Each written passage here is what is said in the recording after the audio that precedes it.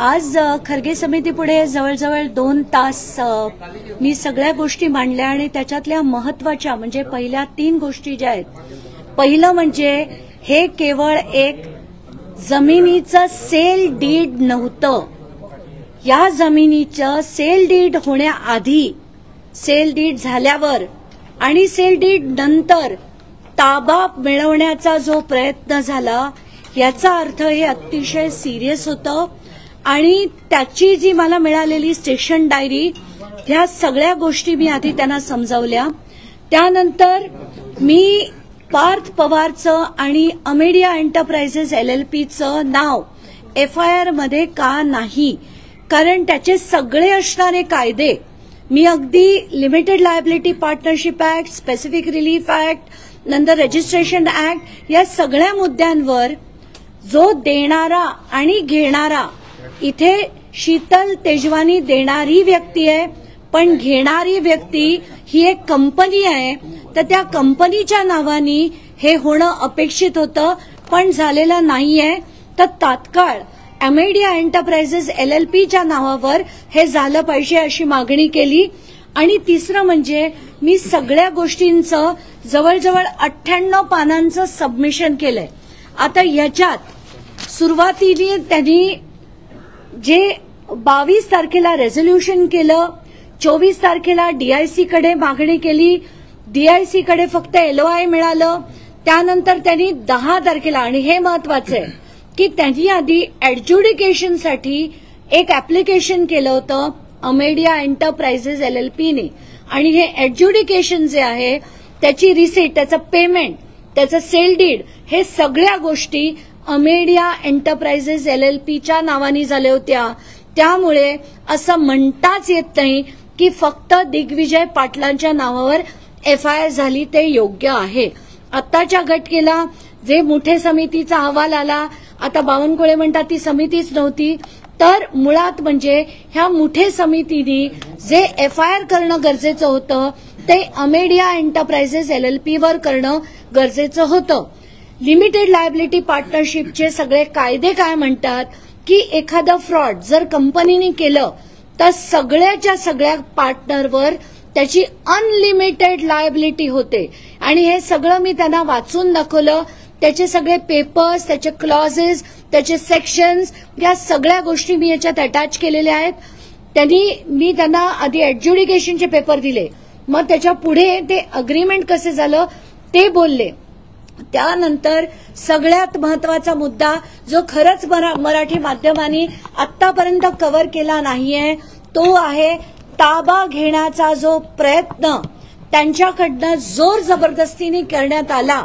ती station diary ती मी याच्यात अटॅच केलेली आहे की अमुक अमुक लोकांनी बाउन्सर घेऊन 16 जूनला म्हणजे जवळजवळ 1.25 महिन्यानंतर आज जाऊन तिथे जो धुडगूस घातला, जो ताबा मिळवण्याचा प्रयत्न केला, याच्यामुळे अजित पवार असं म्हणूच शकत नाहीत की हा फक्त सौदा रद्द करण्यात आला, तर एकतर हा रद्द करता येत नाही.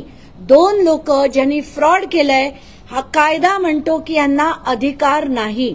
दुसरं, ही जमीन सरकारची होती, ती विकण्याचा किंवा काही त्याचा हे करण्याचा अधिकार 2 फ्रॉड्युलंट व्यक्ती करू शकत नाहीत.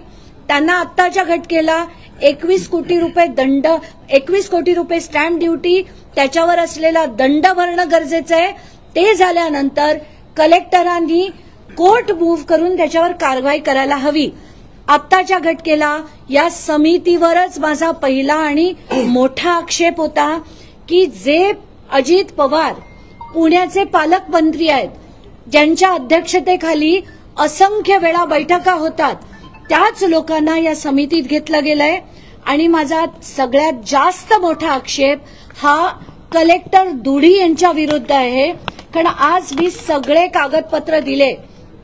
कलेक्टर दुडी यांना सेंट्रल गव्हर्नमेंटकडनं कळवण्यात आलं होतं की अर्जंट इंटरव्हेन्शन करा, आणि अर्जंट इंटरव्हेन्शन त्यांनी करण्यासाठी अर्ज 16 जूनला दिला होता की ताबडतोब कारवाई करा, आमच्या इथे काही माणसं येऊन ताबा मिळवण्याचा प्रयत्न करतायत.